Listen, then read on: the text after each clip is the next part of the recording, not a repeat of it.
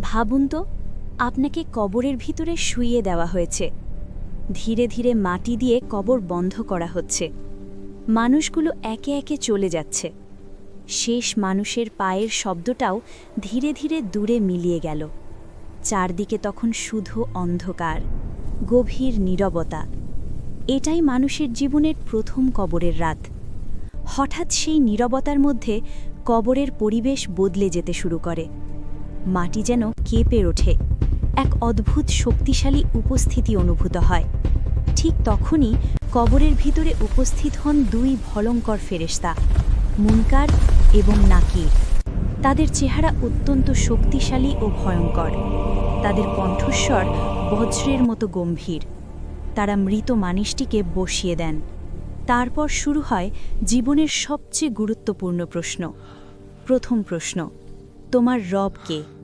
দ্বিতীয় প্রশ্ন, তোমার দিন কি? তৃতীয় প্রশ্ন, তোমাদের কাছে যে নবী পাঠানো হয়েছিলেন তিনি কে? এই তিনটি প্রশ্নই নির্ধারণ করবে কবরে জীবন কেমন হবে।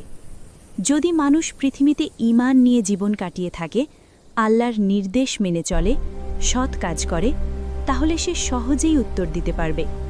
তখন কবর প্রশস্ত হয়ে যাবে। কবরের ভিতর নেমে আসবে আলো এবং শান্তি। জান্নাতের দিক থেকে আসবে শীতল বাতাস এবং সুগন্ধ।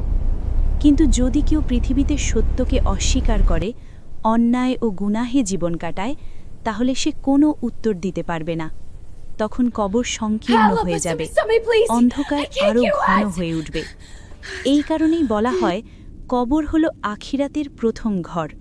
যদি এই ধাপ সহজ হয়, তাহলে পরবর্তী পথ সহজ হবে। আর যদি এখানেই কঠিন হয়ে যায়, তাহলে সামনে অপেক্ষা করছে আরও কঠিন সময়।